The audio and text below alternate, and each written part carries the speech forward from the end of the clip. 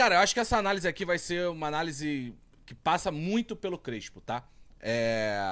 O São Paulo chegou a 7 vitórias nos últimos 10 jogos do Campeonato Brasileiro. E desde a chegada do Crespo, com essas 7 vitórias, o São Paulo passa a ser o segundo time que mais venceu nesse recorte. Então, cara, é um momento muito bom.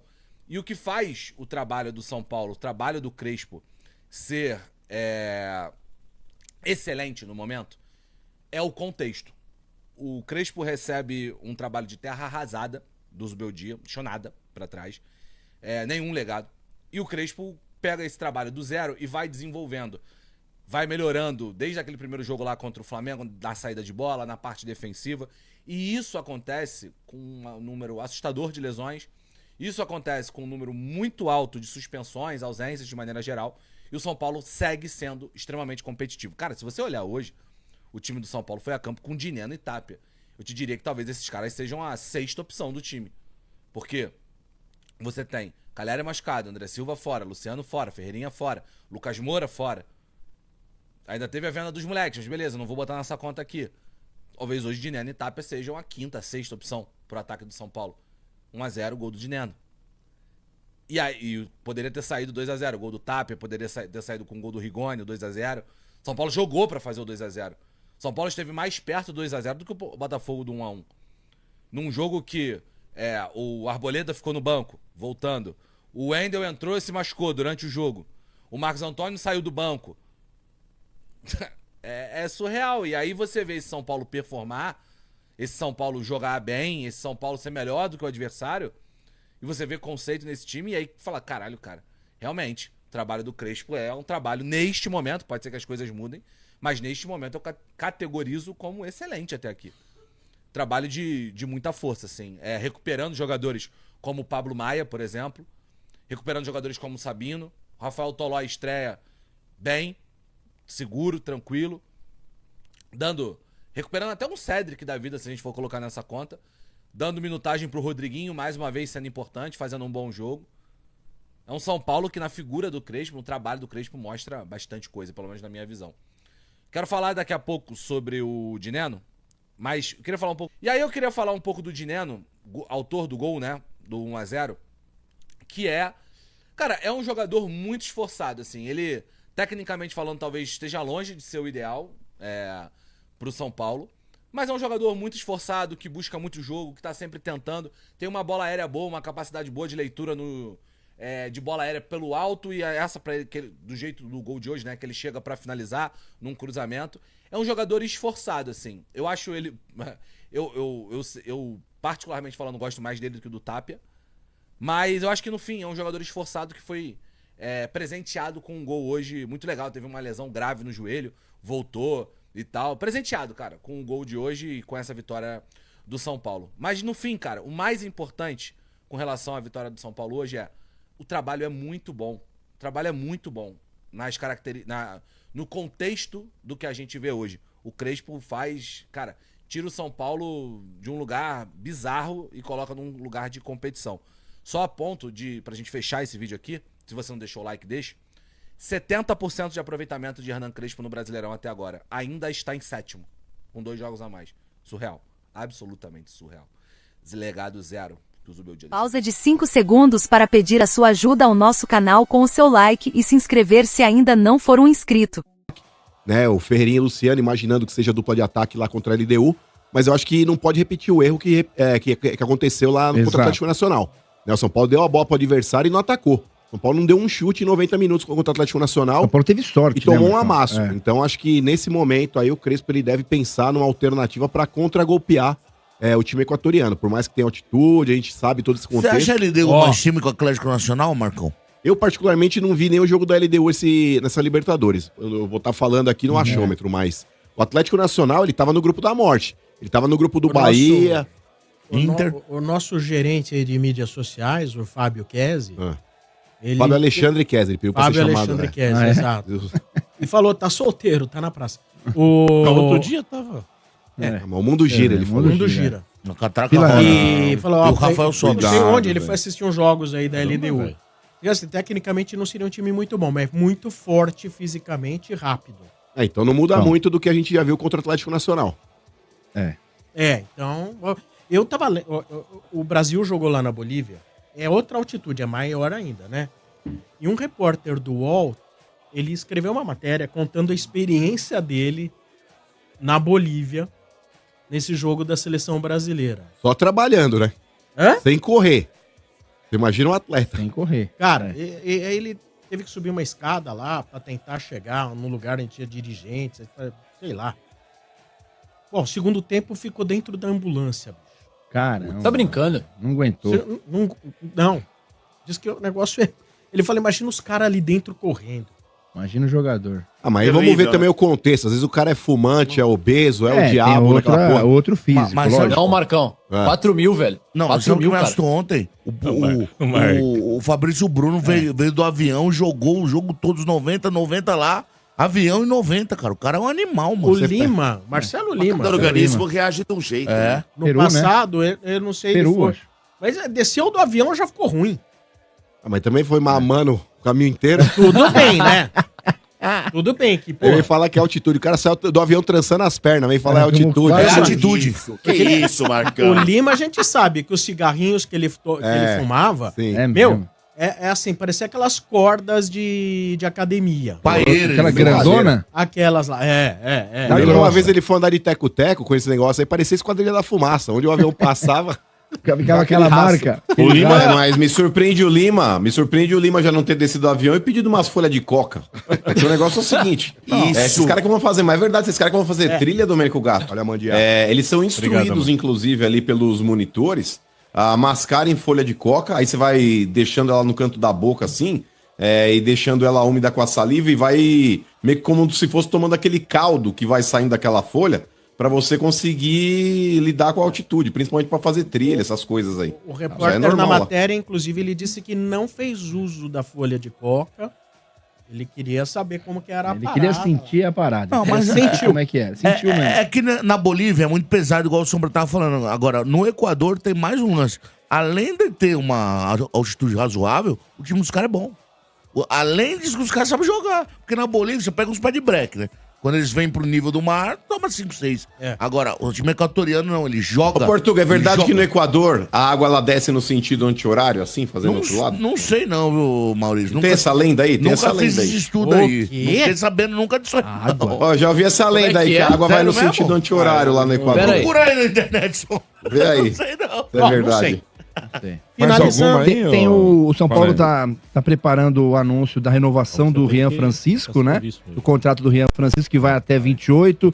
Eles vão estender para 29, o que não significa muita coisa no São Paulo, porque vai renovar com ele. Ele até vergonha até de falar que vai renovar. Exato, né? Mas, mas é importante, Daniel. Não, é importante. Aumenta a multa para 90 milhões de euros e depois vende por 6. E vende por 6, exato. Então, boa, é a Casares. típica notícia que é para o torcedor ler e falar, nossa, né, vai renovar, mas hoje o São Paulo... Mas na moral, o tal do Júlio Cagares aí, o Júlio Casares.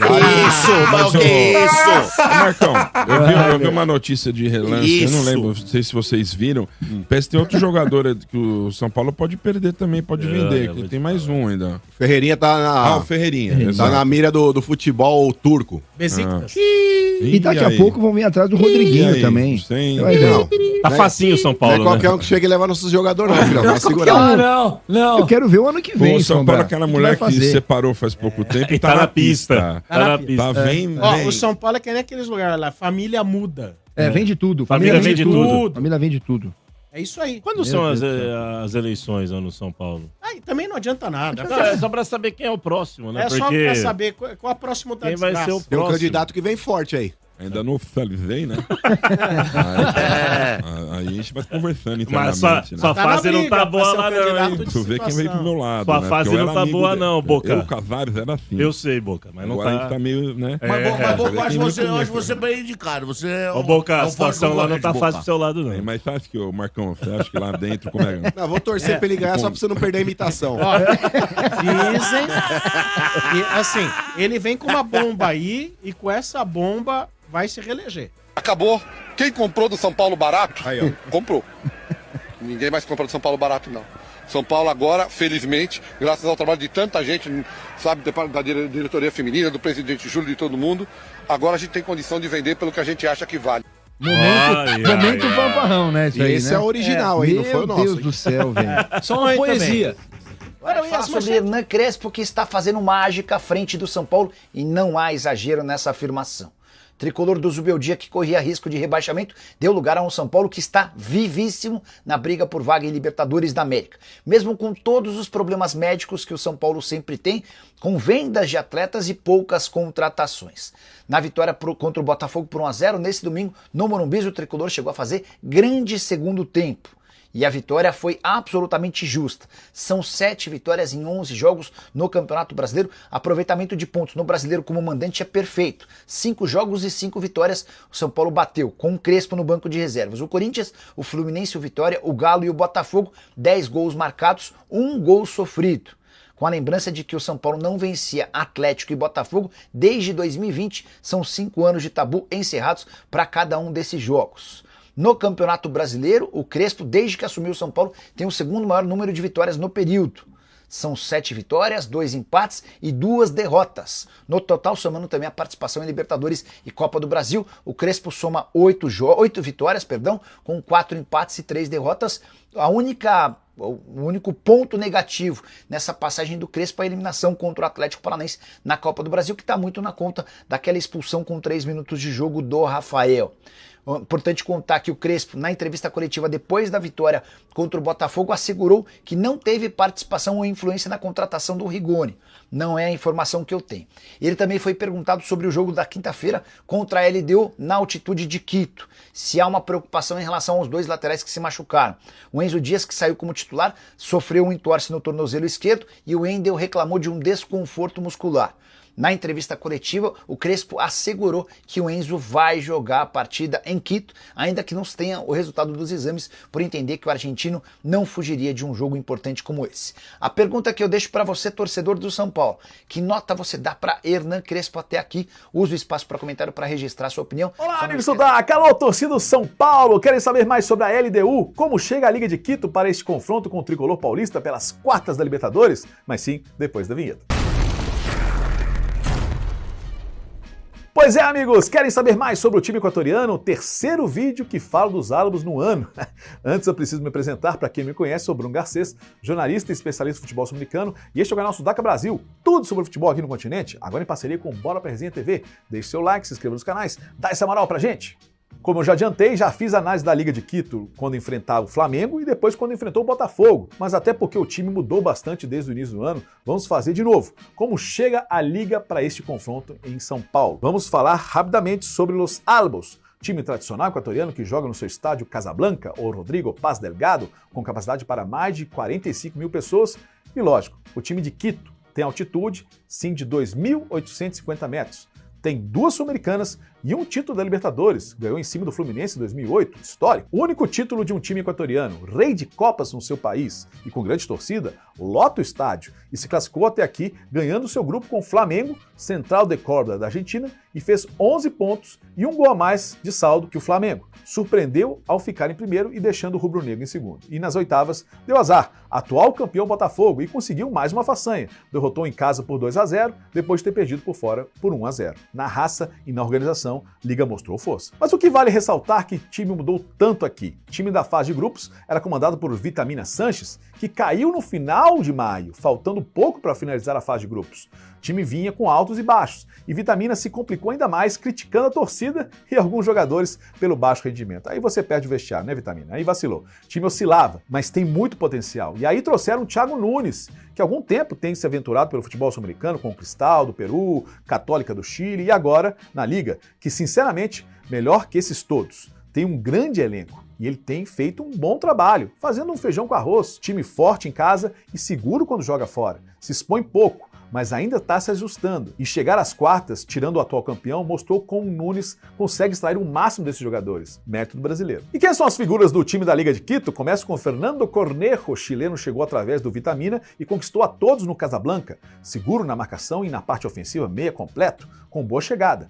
Peça importante. Chama atenção também para o pilar na defesa, Ricardo Ade, haitiano de 35 anos, tem uns 5 anos mais ou menos, que está jogando em alto nível no futebol equatoriano. E já foi campeão da Sul-Americana. Bom jogo aéreo e embaixo também. Bons passes também.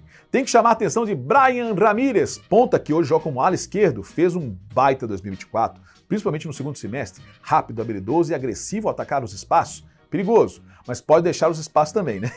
Vou ressaltar o atacante Al-Sugaray. Era reserva em alguns jogos do ano passado e em 2025 tem ganhado espaço. Hoje ninguém tira ele. Eu acho que ele é letal, decisivo, boa presença de área e se posiciona muito bem. Sua movimentação é importantíssima nessa progressão ofensiva dos árabes. Vou colocar também Gabriel Vidamil, boliviano de 24 anos, oscila desde que chegou do ano passado, mas com o Nunes tem sido peça importante, volante misto, com bom chute fora. Tomar cuidado com o Vidamil, tem bons passes também, só precisa ser mais regular. E como vem jogando a LDU de Nunes, né? 5-3-2 ou até num 3-5-2. Goleirão em grande fase é Gonçalo Vade, deixando o Dida Domingues no banco. A linha de 3 zagueiros com Mina, AD, ele é o líder, e o ex-lateral Leonel Quiñones, alas ou carrijeiros como Choclo Quinteiro ou De La Cruz na direita e Brian Ramírez na esquerda. A trinca de meias pode ser formado por Grueso, um volante de marcação, e Cornejo e Vidamil indo e voltando nessas transições. No ataque, com perder um centroavante mais parado, que foi Alex Arce, joga com atacantes mais móveis, Al-Sugaray e Estrada, ou Al-Sugaray e Alvarado, ou Al-Sugaray e Medina, mais provável,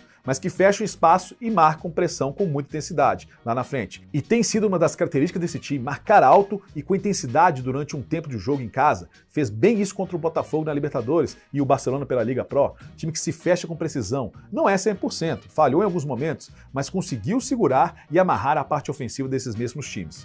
Vale observar que quando o time sobe para fazer essa pressão, acaba defendendo com uma linha de 4, porque Leonel Quiñones volta a ser lateral esquerdo e Choclo não sobe para fazer esse presse. Variáveis que podem ser executados em alguns momentos da partida. Tem jogadores para fazer isso. Na minha opinião, resquícios do time consistentes do Beldia 2023, mas esse sistema defensivo é bem executado, tanto na pressão alta, tanto quando ele se fecha em bloco baixo e busca os espaços para contra-atacar. Usava bola parada e cruzamentos antes, mas sem Arce tem feito menos isso. Mas se entrar a Estrada, pode fazer mais. Por isso que o time tem variáveis, se adapta ao adversário. E o time de Nunes sabe jogar no ataque posicional também. Não é o melhor time, mas sabe fazer esse estilo de jogo que Vitamina trabalhava mais. Exigia mais, usando mais os corredores para fechar os cruzamentos. Na minha opinião, é um time perigoso, organizado e com variáveis nos estilos. Jogador por jogador, São Paulo ganha, mas o tricolor do Morumbi mostrou que tem falhas e vacila também durante os 90 minutos. Ganhou na raça do Nacional do Medellín, mas ganhou. Mostrou casca, mas vai ter que jogar mais que tem jogado, se quiser passar. Me atrevo a falar que a LDU é mais organizada e letal, mas o tricolor do Morumbi tem mais jogadores de hierarquia. Vai ser páreo duro. Pra mim, vai pros pênaltis. Aí tem que rezar. Espero que você tenha gostado desse vídeo. Deixe seu like, veja análise de outros times da Libertadores. Vou deixar o link pra vocês aí. Muito obrigado pela sua audiência. Fique com Deus. Tchau, tchau. O São Paulo segue pegando fogo. Segue numa situação bem complicada. O presidente Júlio Casares está sendo detonado pela torcida do São Paulo. Quando eu falo a torcida, é o grosso da torcida, não é aquela minoria que faz parte da torcida organizada, porque essa daí a gente sabe está sempre ali ao lado do presidente, né? Mas o torcedor, o verdadeiro torcedor, aquele que é o torcedor raiz, aquele que não tem que comprar ingresso casado, não é? Não tem que sustentar a torcida organizada, esse está revoltado com o presidente Júlio Casares por tudo que está acontecendo. Ontem a gente falou, não é? Da venda, ou das vendas que o São Paulo está fazendo aí e deixando o torcedor irritado porque preço de banana, né? O São Paulo está liquidando a base a preço de banana. E pelo jeito, só mesmo um título aí para dar uma aliviada nessa pressão aí do Júlio Casares. Senão ele vai sofrer, ele vai ter problemas sérios. E ainda plantaram o Abubakar, né? Porque eles querem fazer uma cortina de fumaça, né? Aí não teria sentido nenhum. Você quer contratar o Marcos Leonardo de graça, não consegue, mas vai pagar 1 milhão para o Abubakar mensalmente. Não tem sentido, né? Então uma cortina de fumaça para... como é que eu posso... do Lance, que cravou que ele estava fora. Muita gente estava desmentindo, mas cravou a venda do Henrique para o CSKA da Rússia. Foi de uma hora para outra mesmo. Eu acho até importante o presidente Júlio Casares vir a público falar, né? Falar com o torcedor, porque é óbvio que, como disse o Capriotti, só um título pode reverter a má impressão da gestão Casares, mas era importante também ele explicar um pouco, porque o São Paulo deve demais, né? O São Paulo tem uma dívida muito grande e às vezes esse tipo de venda, as vendas que aconteceram dessa base toda, elas são necessárias dentro do momento atual do São Paulo, que não fez nenhuma contratação zero de custo, apesar dos salários que acabam sendo pagos hoje para Oscar, para Lucas, essa turma toda que veio de graça. Amargo para os próximos anos, era importante ele explicar que, olha, nesse primeiro ano não tem muito jeito, a gente precisa de um fluxo de caixa mais importante, mais rápido agora. Não dá para brincar muito, ficar esperando uma venda melhor de um jogador, porque o caixa necessita desse dinheiro entrando agora para poder sanar as dívidas e adora elogiar o Flamengo, o Palmeiras, o flamenguizar o negócio, e o Flamengo passou algum tempo também sendo maltratado pela torcida e por boa parte da imprensa. Então, se esse é o remédio amargo, era importante explicar o que está acontecendo com esse remédio amargo, porque o que fica hoje é só a molecada que podia ser a salvação, a tábua de salvação para um time melhor, foi tudo vendida a preço de banana, como todo mundo acaba, na comparação com o Palmeiras e com o Flamengo, que vendem muito bem hoje a base, acaba parecendo que a molecada do São Paulo saiu tudo a preço de banana. E saiu, né? Então, saiu. Era importante ele até para mostrar o que está sendo feito, como ele disse que em 2030, no ano do centenário, o clube vai estar voltando a buscar coisas mais importantes dentro do futebol. Então, era importante ele falar. O Muricy esteve ontem no programa do Galvão, né? Ele falou alguma coisa sobre isso? Não falou. Não falou. Estava falando só sobre seleção brasileira. Só sobre seleção. Caiu a máscara do nosso grande tricolor do Morumbi, né? Durante muito tempo São Paulo vendeu um monte de coisa que ele já não era, né? A grande administração, a grande gestão, o clube organizado financeiramente, o maior clube da América do Sul, teve gente que vendeu isso e muita gente comprou isso também. Um clube que tinha, isso é verdade, que tinha uma estrutura de preparação de atleta, de manutenção de atleta e de recuperação de atleta absurdo. Tanto que vinha gente de fora só para passar pelo refis do São Paulo. E ficavam os times. Ficava. Eu acho que, eu acho que o grande erro histórico do São Paulo foi justamente a demissão desse cara que você citou aí, Pretzel, porque o São Paulo estava patinando em Libertadores. Quer dizer, patinando. O São Paulo tinha acabado de ganhar uma Libertadores em 2005 e aí o São Paulo também acha que tem que ganhar 2006, 2007, 2008, 2009. Não é assim. Libertadores é uma competição difícil, né? E aí desmantela um negócio que estava dando certo. E, sinceramente, eu acho muito mais difícil ser tricampeão brasileiro do que ganhar uma Libertadores. Ser tricampeão brasileiro... Consecutivo ainda? É um negócio... É difícil. Só o Santos do Pelé, Capriati, conseguiu isso, porque tinha um cara chamado Pelé. Claro. Né? E o São Paulo naquele ano quase foi tetra, brigou ainda para ser tetra, entendeu? Aí começou a desmantelar. Por quê? Porque o Juvenal achou que não precisava das pessoas. Temos a estrutura com gelo aqui. Não é assim. Santa Sala, aí começou a demitir... Tô errado, Denis? Começou a demitir todo mundo, desestruturou, e com todo respeito, São Paulo, depois disso...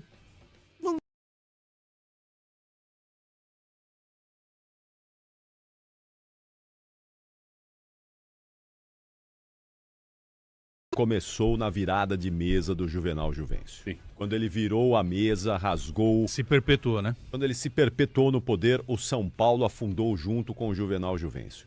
São Paulo ali ali os conselheiros não deviam ter permitido aquela virada de mesa. Não podiam ter permitido. São Paulo, que sempre foi modelo de gestão, naquele momento se igualou, foi mais do mesmo, se igualou a todo mundo. E os outros clubes que têm isso como hábito, né? Os caras rasgam estatuto, se perpetuam no poder. Naquele momento, o São Paulo se igualou ao restante e deixou de ser modelo de gestão para ser mais do mesmo. Então, é a maldição da perpetuação no poder do Juvenal Juvencio que está lá sobre o São Paulo. Alguém vai ter que quebrar isso daí. Isso aí tem um recorte da história aí que tem um pouco a ver com a perda do Morumbi na abertura da Copa do Mundo. O Juvenal queria ficar e aí entrou o estádio do Corinthians no meio. Eu acho que com o Andrés. acho que o São Paulo se perdeu um pouco ali. Perdeu. Se perdeu ali, na verdade, né? Ele deu aquela entrevista, né? Imagina a Angela Merkel descendo em Itaquera, lembra? Frase que ficou marcada. Lembra disso, não? Angela Merkel era a primeira-ministra alemã. Né? Imagina a Angela Merkel descendo em Itaquera, como ele falava. Né? Aquele jeito empolado de Juvenal Gilvêncio. Pois é, então, é isso. Alguém vai ter que no São Paulo quebrar isso. Porque senão é mais do mesmo. É mais do mesmo.